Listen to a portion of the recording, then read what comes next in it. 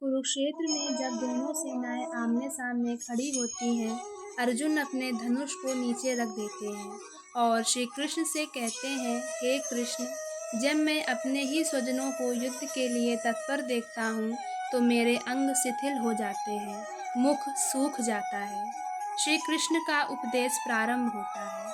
श्री कृष्ण का प्रथम उपदेश। श्री कृष्ण कहते हैं, हे अर्जुन, आत्मा ना कभी जन्म लेती है, ना मरती है। शरीर नष्ट होने पर भी यह नष्ट नहीं होती। श्री श्री कृष्ण का दूसरा उपदेश। कर्म का महत्व। कृष्ण अर्जुन को कर्म योग का उपदेश देते हुए कहते हैं कि व्यक्ति को केवल अपने कर्तव्य पर ध्यान देना चाहिए, ना कि फल की चिंता करनी चाहिए।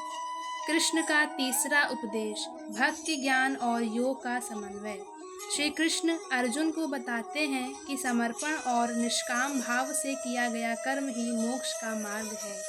वे स्वयं को ईश्वर के रूप में प्रकट करते हैं और कहते हैं कि सब धर्मों को त्याग कर केवल मेरी शरण में आ जा, मैं तुझे समस्त पापों से मुक्त कर दूंगा, तो शोक मत कर। श्री कृष्ण के उपदेश सुनकर अर्जुन का मोह नष्ट हो जाता है। वे पुनः अपने धर्म का पालन करने के लिए तैयार हो जाते हैं और अर्जुन श्री कृष्ण से कहते हैं कि नष्टो मोहा स्मृति लब्धा त्वत्प्रसादान् मयाच्युत स्थितो अस्मि गत संदेह करिष्ये वचनं तव। अर्थात आपकी कृपा से मेरा मोह नष्ट हो गया है, स्मृति लौट आई है। अब मैं संशय रहित होकर आपके आदेशानुसार कार्य करूंगा। भगवद गीता केवल एक धार्मिक ग्रंथ ही नहीं, जीवन का मार्गदर्शन करने वाला दर्शन है।